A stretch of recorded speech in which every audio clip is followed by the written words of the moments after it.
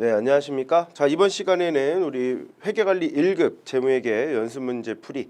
자, 우리 1번부터 20번까지 문제 한번 풀어보도록 하겠습니다. 자, 1번 문제부터 보도록 하겠습니다. 다음 중 재무회계와 관리회계에 관한 설명으로 가장 올바르지 않은 것을 찾으라고 합니다. 자, 재무회계는 일반적으로 인정된 회계 원칙에 따른 재무제표를 통해 보고한다. 1번 맞는 내용이죠.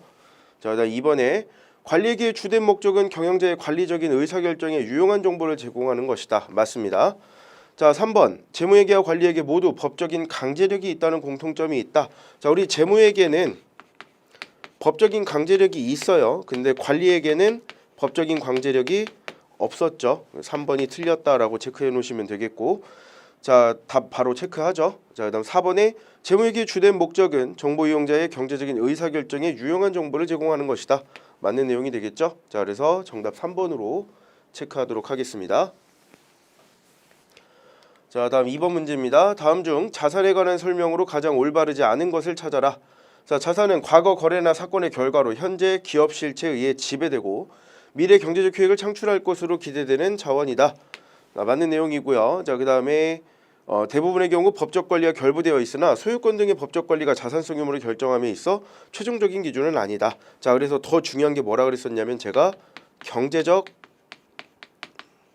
실질이라는 내용을 얘기를 했었죠. 자, 이 경제적 실질을 우리가 위험과 보상을 가지고 체크한다라고 얘기했었어요.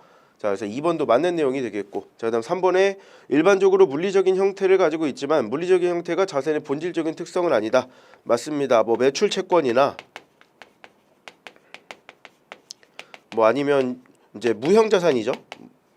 무형 자산 같은 경우는 물리적인 실체가 없죠. 자, 그럼 4번이 정답이겠는데, 자, 4번 보시면 현금 유출과 자산의 취득은 밀접하게 관련돼 있기 때문에 현금 유출 금액과 자산 취득 금액은 자 반드시 일치한다라고 했는데 뭐 대부분이 일치한다라고 했으면 맞는 내용이 되겠지만 여기는 이제 반드시 일치한다. 예를 들어 뭐 우리가 외상으로 구입을 해오는 경우에는 현금이 유출되지 않는 거래가 발생하는 경우도 있고요. 자, 만약에 또 뭐 자산 수증 이익이 발생하는 자산을 이제 무상으로 받게 되는 경우에는 실제로 현금이 유출되지 않을 수도 있죠. 이런 경우가 있기 때문에 반드시 일치한다라고 하면 틀린 지문이 되겠습니다. 그래서 정답을 4번으로 보시면 되겠고요. 자, 다음 3번 문제입니다. 다음 중 장기성 채무는 어떤 금액으로 재무제표상에 공시해야 하는가? 자, 우리 장기성 채무는 우선 기간이 길기 때문에 현금의 어떤 화폐의 시간적인 가치 이런 부분들을 좀 따져줘야 됩니다. 그래서 화폐의 시간적인 가치를 따지는 걸 우리가 현재 가치로 계산했다라고 표현을 하는데, 자, 내용을 보시면 미래에 지급할 명목상 금액을 현재 가치로 할인할 금액. 자, 요 내용이 이제 재무제표에 표시되어야 하는 금액이 되겠고요. 자, 평가 시점의 재평가에 그다음에 실제 현금 수취한 금액, 미래 지급할 명목상의 금액 이런 것들은 이제 우리가 현재 가치로 평가한 금액이 아니라 말 그대로 이제 나중에 줄 명목상의 금액, 우리가 그럼 빌려온 돈 그 자체를 얘기를 하는 거겠죠. 그 사이에 있는 이자나 이런 것들은 또 계산을 안 한 부분일 테니까 요거는 이제 1번으로 정답을 골라주시면 되겠습니다. 자, 다음 4번 문제로 갑니다. 3일은 12월 말 결산법인으로 당 3분기 중간재무제표를 작성하려고 하는데 다음 중 중간재무제표에 관한 설명으로 가장 올바르지 않은 것을 찾아라. 이렇게 나왔네요. 자, 1번부터 볼까요? 중간재무제표는 회계정보의 적시성을 제고하기 위한 수단이다. 여기서 제고한다라는 건 높인다라는 뜻인데 적시성을 높이기 위해서 중간재무제표를 작성한다. 맞는 말이죠. 자, 재무상태표는 누적 중간기간을 직전 회계년도 동일 기간과 비교하는 형식으로 작성한다. 이렇게 얘기했는데 재무상태표는 우리가 일정 시점을 보여주는 재무제표의 한 보고서의 일종입니다. 자, 근데 여기 기간이 나왔으니까 재무상태표는 기간이랑 아예 상관이 없어요. 그죠? 2번이 틀렸고요. 자, 그다음 3번에 손익계산서는 당 회계년도 7월 1일부터 9월 30일까지. 자, 이거 우리가 중간기간 이렇게 표현하죠. 자, 그다음 1월 1일부터 9월 30일까지 이걸 우리가 뭐 옆에도 써 있지만 누적 중간기간. 자, 이 둘을 같은 기간을 대상으로 작성한 손익계산서와 비교해서 표시한다. 맞습니다. 자, 그다음 현금흐름표 나왔고 자본변동표는 안 나왔는데 현금흐름표와 자본변동표는 우리가 누적 중간 기간만 작성을 할 수가 있죠. 자, 그래서 당 회계연도 1월 1일부터 9월 30일까지 누적 중간 기간 대상으로 작성하고 직전 회계연도 동일 기간 대상으로 작성한 현금 흐름표와 비교 표시한다. 맞습니다. 정답 2번으로 체크해 주시면 되겠고요. 자, 다음 5번 문제입니다. 다음 중 재무제표에 관한 설명으로 가장 올바르지 않은 것을 찾아라. 자, 손익계산서상 수익과 비용을 순액으로 기재한다. 우리 총액으로 표시해야 되죠. 1번부터 틀렸어요. 자, 1번 정답 체크해 놓고, 자, 2번 보면 재무상태표를 작성할 때 자산 부채는 유동성이 높은 것부터 표시하고, 이걸 뭐라 그래요? 유동성 배열법이라고 얘기하죠. 자, 맞는 내용입니다. 2번 맞고요. 자, 3번 재무상태표는 기업의 재무상태를 명확히 보고하기 위하여 보고기간 종료일 현재의 모든 자산, 부채, 자본을 나타내는 자, 정태적인 보고서다. 그래서 우리가 뭐랑 똑같다고 했냐면 사진 찍어놓은 것과 똑같습니다 라고 얘기를 했었어요. 자, 그다음 손익계산서는 기업의 경영성과를 보고하기 위해 일정 기간 동안 발생한 수익과 비용을 나타내는 동태적인 보고서. 자, 그래서 동영상 찍은 거랑 똑같다라고 생각하면 된다 그랬죠. 자, 그래서 4번도 맞습니다. 정답 1번으로 체크해 놓으시면 되겠고, 자, 다음 6번 문제 풀어보도록 할게요. 자, 다음은 3일에 X1년 말 재무상태표 개정이고요. X1년 말 3일의 재무상태표상 보통주 자본금은 얼마인가 라고 나왔습니다. 자, 여기 있는 금액을 구하라는데, 자, 우리 재무상태표를 하나 그려볼게요. 자, 우선 상품 30만원 자산 쪽으로 넣어주고요. 매출 채권 8만원도 자산이고요. 자, 단기 차입금 30만원 부채로 가고요. 현금인 현금성 자산 자산으로 가고요. 자, 매입 채무 15만원 부채로 가고요. 자, 보통주 자본금 얼마인지 모르겠고 아직. 자, 차량 운반고 18만원 자산으로 가고요. 자, 선급금 4만원 자산이죠. 그 다음에 이익잉여금 35만원은 자본 쪽으로 넘어올 금액입니다. 자, 그럼 여기 있는 거 이제 차변합계를 먼저 좀 계산을 해볼 건데, 자, 계산 한번 해보겠습니다. 자, 30만원하고 8만원 50만원, 그 다음에 18만원, 그 다음에 4만원. 자, 이렇게 계산하면은 110만원이 나오네요. 110만원. 자, 차변합계가 110만원입니다. 자, 대변합계 지금 이렇게 보니까 45만원이고, 그 다음에 여기 35만원이니까 둘을 합치면 80만원 나오겠죠. 자, 그럼 여기 비어있는 거 이제 보통주 자본금을 우리가 X라고 표시를 하면 얘는 이제 30만원이 채워져야 우리 차대변이 합계가 맞겠죠. 자, 그래서 보통주 자본금은 30만원이다. 찾아보니까 1번에 있네요. 1번으로 정답 골라주시면 되겠습니다. 자, 다음 7번 보겠습니다. 다음 내역에서 당좌자산으로 계상할 수 있는 금액으로 옳은 것을 찾아라. 자, 하나씩 체크를 좀 해보도록 하겠습니다. 자, 우선 당좌자산에 해당하는 거 넣어라 이렇게 얘기를 하면은 뭐 하나씩 체크를 해보면 되는데, 단기대여금, 그다음 선급비용, 매출채권 여기까지 이제 당좌자산에 해당이 되고요. 자, 재고자산, 매도가능증권. 자, 얘는 이제 재고자산 그대로 들어가면 되고, 매도가능증권은 우리가 투자자산으로 들어가면 되겠죠. 자, 어쨌든 이제 합치라고 했으니까 합쳐보면은 94만원이 나오네요. 자, 94만원 정답 2번이죠. 자, 2번으로 정답 골라주시면 되겠습니다. 자, 다음 8번 문제입니다. 다음은 3일의 X1년도 회계연도 말의 자료입니다. 자, 3일의 기말재무상태표에 보고될 현금 및 현금성 자산, 단기 금융상품, 장기 금융상품은 각각 얼마인가?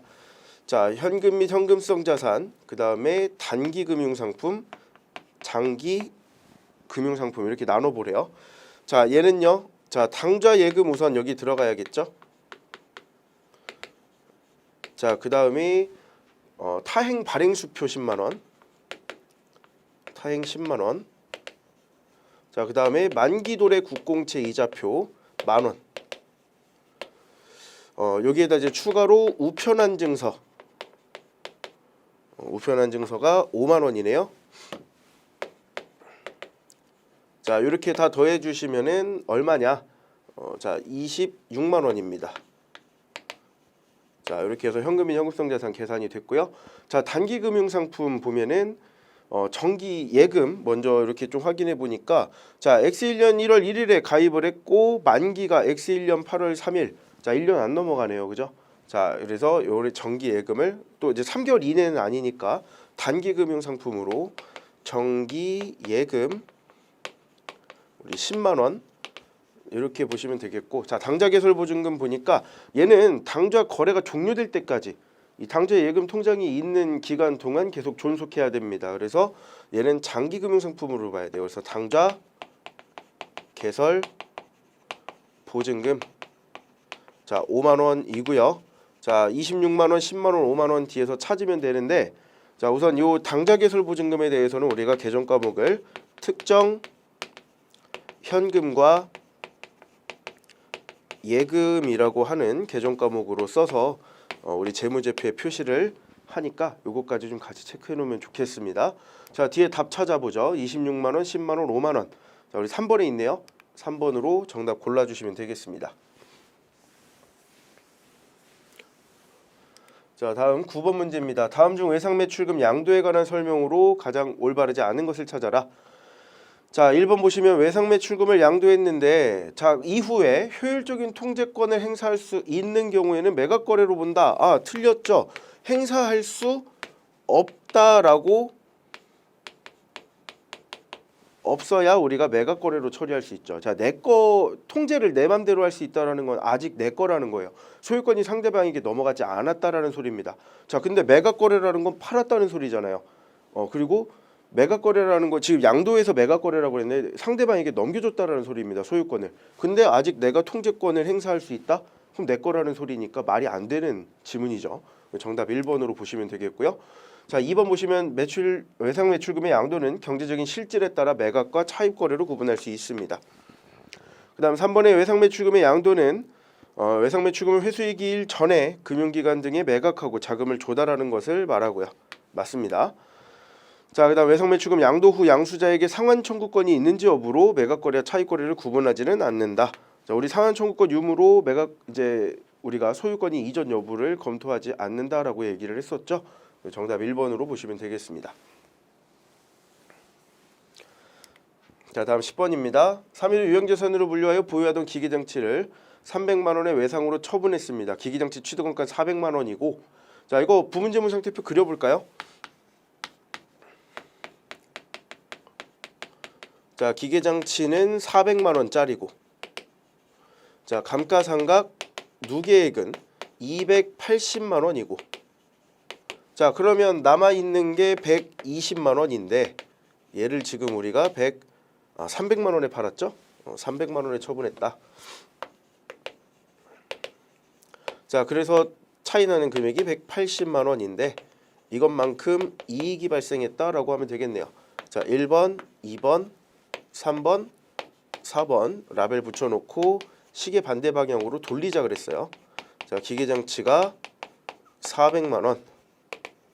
자 2번 감가상각 누계액이 280만 원. 자 3번 돈 나중에 받기로 했다 했으니까 미수 금으로 300만 원. 자 4번 이익이니까 유형자산 처분 이익으로 180만 원 이렇게 써주시면 되겠죠. 자 요거 똑같은 회계처리 찾아라 라고 했으니까 뒤에서 한번 찾아보겠습니다.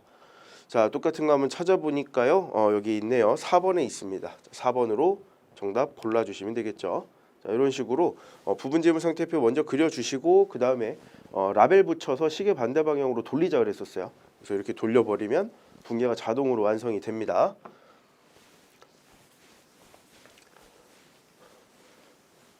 자 다음 11번 문제입니다. 자 다음 중 3일의 재고자산 회계 처리와 관련된 설명으로 가장 올바르지 않은 것을 찾으라고 나와 있습니다.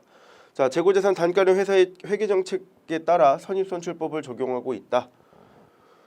자 우리 단가를 뭐 선입선출, 후입선출, 이동평균, 총평균, 뭐 개별법 다 적용할 수 있죠. 근데 회계 정책에 따라서 그렇게 하고 있다라고 하면은 뭐 틀렸다라고 보기 어렵습니다. 우선 맞는 걸로 봐야 될 것 같아요. 자 문제에서 가장 올바르지 않은 걸 찾으랬으니까 우선 4번까지 다 읽어봐야 됩니다. 자 그다음 부동산 매매업을 하는 기업이 보유한 판매 목적의 부동산은 재고자산이 아닌 유형자산으로 본다. 판매 목적이면 재고자산으로 봐야죠. 2번은 확실하게 틀렸네요. 그죠?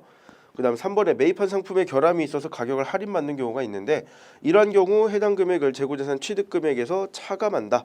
우리가 매입 애누리라고 표현을 하죠. 맞는 내용이고요. 자, 4번에 도착 진도 조건으로 매입한 상품 중 운송 중인 상품. 그럼 아직 도착을 못했다라는 거니까 우리 기말 재고로 보면 안 되겠네요. 그래서 기말 재고로 처리하지 않는다. 맞습니다. 자, 정답 2번으로 처리하시면 되겠네요. 자, 다음 12번입니다. 재고자산 원가 흐름에 대한 가정 중에 매출 원가와 기말 재고를 결산일 시가와 유사하게 평가하는 방법으로 가장 옳은 것을 찾아라. 자, 이거 이렇게 10원, 11원, 12원 이렇게 쓰기로 했었죠. 자, 근데 두 개를 팔았다. 예를 들어 선입선출과 지금 후입선출을 계산을 하는데, 자, 두 개를 팔았다. 자, 매출 원가와 기말 재고를 계산할 때 선입선출법에서 두 개 팔면 21원이고 후입선출은 23원이죠. 자, 여기가 더 크다.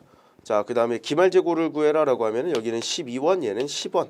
얘가 더 크다. 이렇게 얘기했어요. 자, 그럼 지금은 큰 쪽을 고르라는 거예요.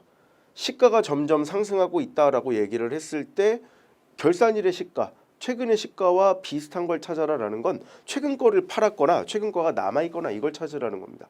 자, 그러면 우리 매출 원가에서는 후입선출, 기말 재고에서는 선입선출 이렇게 찾아주셔야겠네요. 자, 그래서 정답 1번에 있네요. 그죠? 자, 1번으로 정답 이렇게 골라주시면 되겠습니다. 자, 다음 13번 문제입니다. 다음 중 재고자산 평가 방법에 관한 설명으로 가장 올바르지 않은 것을 찾으라고 합니다. 자, 시가의 회복으로 발생한 재고자산 평가 손실 환입은 매출원가에서 차감한다. 자, 애초에 재고자산 평가 손실이 발생했을 때 매출원가로 처리하기 때문에 이 환입이 일어났을 때도 매출원가가 차감하는 걸로 처리하는 게 맞습니다. 자, 그다음 비정상적으로 발생한 재고자산 평가 손실은 영업의 비용으로 처리한다라고 했는데 우리 재고자산 평가 손실은 다 매출원가로 처리해요. 자, 이제 2번이 틀렸네요. 2번 정답으로 체크해 놓고, 자, 그다음 3번에 저가법을 적용할 경우 항목별 기준을 원칙으로 하고 조별 기준도 허용할 수 있습니다. 맞고요. 자, 그다음 재고자산 평가는 원칙적으로 취득 원가주의를 적용하는 게 맞습니다. 자, 그래서 정답 2번으로 체크하시면 되겠고, 앞에서 말씀드렸지만 재고자산 평가 손실은 우리가 영업의 비용이 아니라 무조건 정상적이든 비정상적이든 우리가 무조건 매출원가로 처리하고 있다. 이렇게 체크 좀 해놓으시면 좋겠네요. 자, 다음 14번 문제입니다. 다음은 상품을 판매하는 3일에 X1년 말 현재 재고자산 관련된 자료입니다. 3일이 항목별로 재고자산에 대한 저가법을 적용하려고 할 때 재고자산 평가 손실로 인식할 금액은 얼마인가? 자, 우선 지금 항목별로라고 했으니까 A, B, C, D 다 따로따로 봐주셔야 합니다. 자, 근데 얘는 지금 보니까 올랐어요. 그러면 이건 인식할 거 없고, 자, 얘는 보니까 4,000원이 떨어졌어요. 그럼 얘는 평가 손실 인식해야 되고, 자, 얘도 보니까 6,000원이 떨어졌고요. 얘는 또 1,000원이 떨어졌네요. 자, 그럼 요거 3개 더해서 계산을 하는 겁니다. 자, 11,000원이 평가 손실로 인식이 되어야 한다. 자, 뒤에서 답 찾아볼까요? 자, 정답 4번에 있네요. 그죠? 4번으로 이렇게 정답 골라주시면 되겠습니다. 자, 다음 15번 문제입니다. 3일은 X1년 12월 재고 창고에 화재가 발생했습니다. 재고와 관련해 매출 매입이 다음과 같을 경우 화재로 인해 소실된 것으로 추정되는 재고자산 금액을 구해라. 자, 우선 제일 쉬운 건 이제 T계정을 그려서 문제를 푸는 게 제일 편해요. 자, 우선 기초 재고자산이 10만 원이었대요. 자, 당기 매입액이 300만 원이고요. 자, 그 다음에 기말에 남아있는 게 뭐 여기 20만 원 이렇게 돼 있는데, 자, 그러면 우선 뭐 매출을 여기 지금 둘 더해보면은 310이거든요. 근데 여기서 이제 20으로 바뀌었다고 하니까 원래는 290만 원이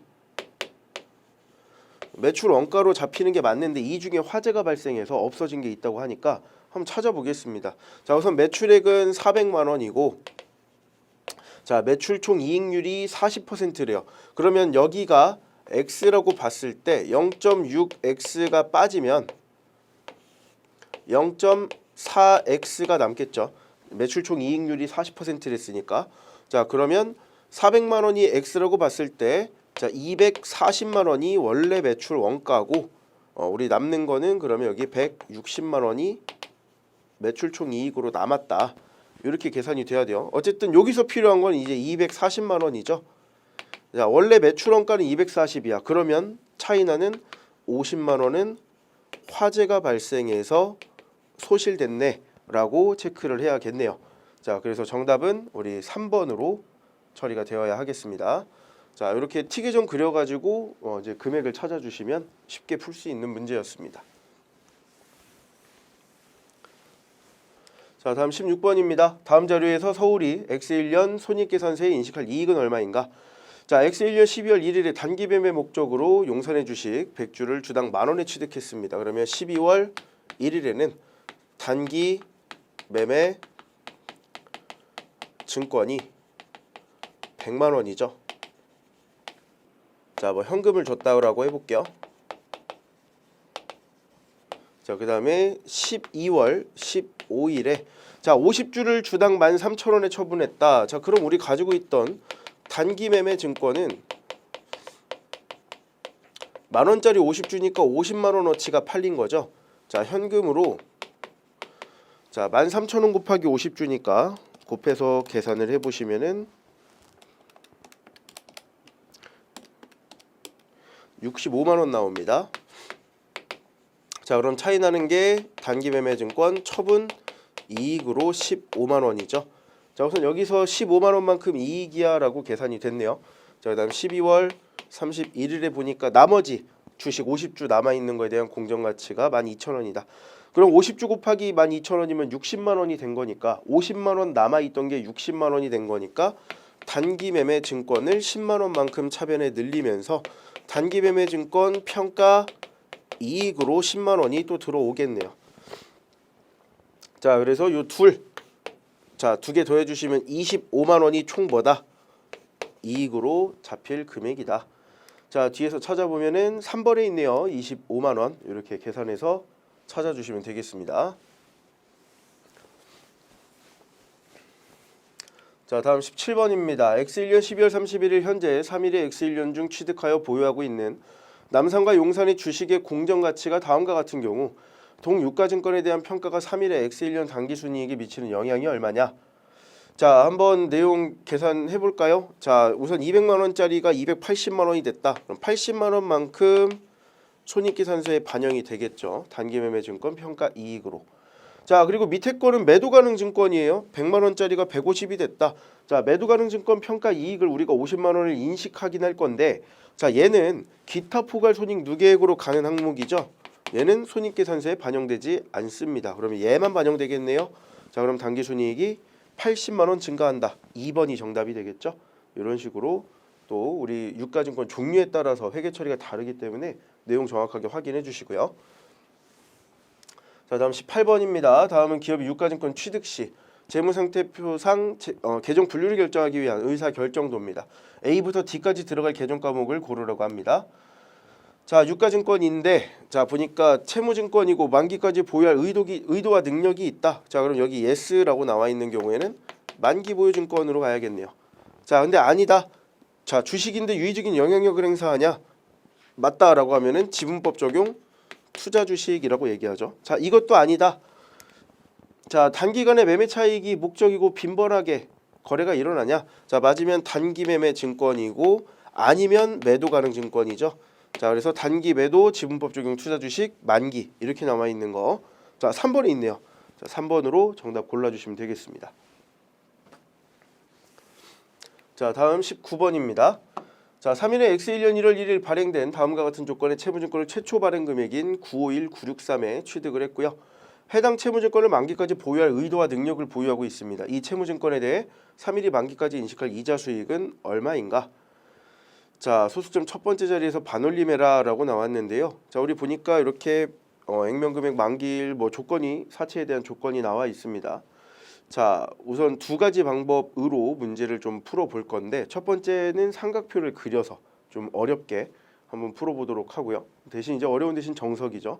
자, 그 다음 두 번째는 좀 빨리 풀 수 있는 방법을 알려드리도록 하겠습니다. 자, 우선 삼각표를 그려야겠죠.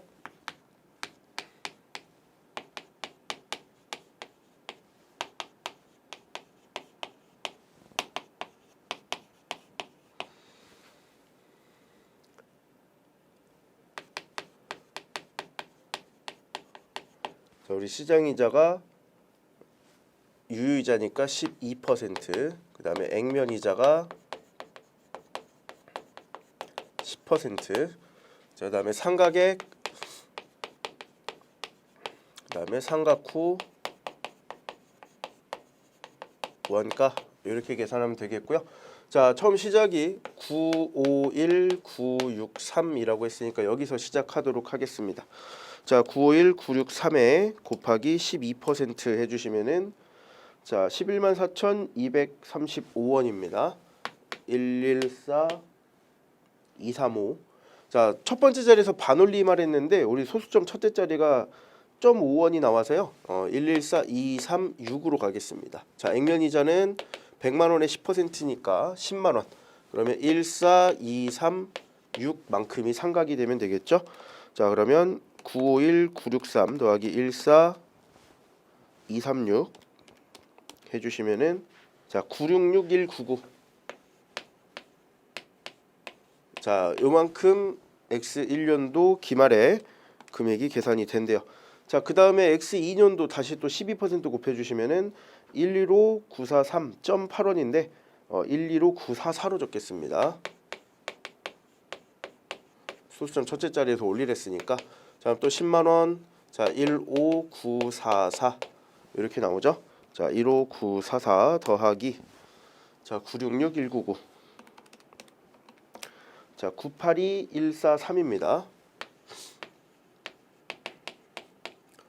자, 그럼 또 여기에다가 12% 곱해 주시면은 117857.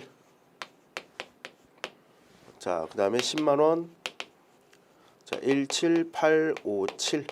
자, 이렇게 계산을 해 주시면 되겠고요. 17857 더하기 자, 982143. 자, 이렇게 하면은 딱 100만 원 나오네요. 자, 이렇게 삼각표를 그렸습니다. 여기서 이자를 얘기하는 건 요 세 개죠. 요 세 개를 더하면 총 이자 수익이 나올 겁니다. 자, 더해 볼게요. 자, 114236 더하기 115944 더하기 117857. 자, 이렇게 하면은 348037. 자, 요것만큼이 우리 총 이자 수익이다. 이렇게 얘기를 하고 있습니다. 자, 뒤에서 한번 골라 보면은 348037 우리 4번에 있네요. 그죠?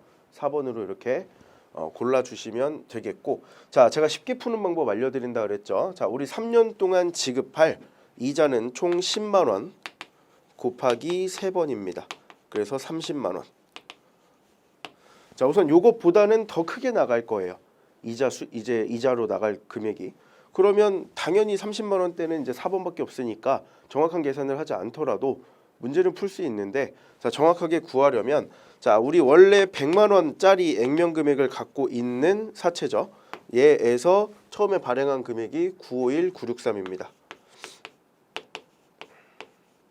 자, 요거 이제 둘을 빼 주시면은 48,037원이 나와요.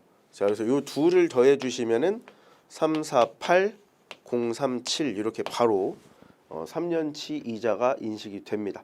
자, 여기 나와 있는 이 48037 48,037원은 우리가 사채 할인 발행 차금을 얘기를 하고 있는 거고, 사채 할인 발행 차금을 우리가 3년 동안 상각해서 액면 금액으로 만드는 거잖아요. 자, 그래서 요 둘을 더해 주시면은 우리가 3년 동안 지급할 이자의 금액이 계산이 된다. 이렇게 체크하시면 되겠습니다. 자, 다음 20번 문제 보도록 하겠습니다. 자, 지분법은 투자기업이 피투자기업에 대해 유의적인 영향력을 행사할 수 있는 경우에 적용하는데, 다음 중 투자기업이 피투자기업에 대해 유의적인 영향력을 행사할 수 있다고 자, 볼 수 없는 경우, 그러니까 유의적인 영향력이 없다고 보는 경우를 찾으라고 합니다. 자, 이동통신 선두주자인 강남의 X1년 새로운 영업정착인 D프로젝트는 투자기업인 서울의 의사결정에 의해 개발됐다. 그러면 서울에서 의사결정해서 내가 해야 되는 거면은 우리 의사결정에 영향을 주는 거니까 유의적인 영향력이 있다고 봐야겠죠. 자, 그다음 서울은 피투자기업인 구로에게 다른 기업에도 제공하고 있는 자, 일반적인, 자, 여기 제가 말씀드렸던 내용입니다. 일반적인이 아니라 뭘로 필수적인 기술 정보를 제공해야만 유의적인 영향력이 있다, 이렇게 표현할 수 있다 그랬어요. 자, 그래서 2번이 틀렸네요. 그죠? 그다음에 3번에 마포는 자동차 공정에 사용하는 부품을 공급하는 회사로 마포의 유의적인 거래는 주로 투자 기업인 서울과 이루어진다. 내 매출의 대부분을 한 회사가 책임지고 있다라고 하면은 그 회사는 우리 회사에 유의적인 영향력이 있다라고 할 수 있다 그랬어요. 자, 그럼 서울은 용산의 지분율 30%를 보유하고 이사회에서 의결권을 행사할 수 있게 된다. 자, 우리 20%만 넘어도 유의적인 영향력이 있다 그랬죠. 30%를 갖고 있기 때문에 당연히 유의적인 영향력이 있는 것으로 봐주셔야 하겠습니다. 자, 이렇게 우리 1번부터 20번까지 우리 기출문제 풀이해봤고요. 다음 시간에 21번부터 40번까지 문제 이어서 풀어보도록 하겠습니다. 자, 이번 시간은 여기서 마치도록 하겠습니다. 감사합니다.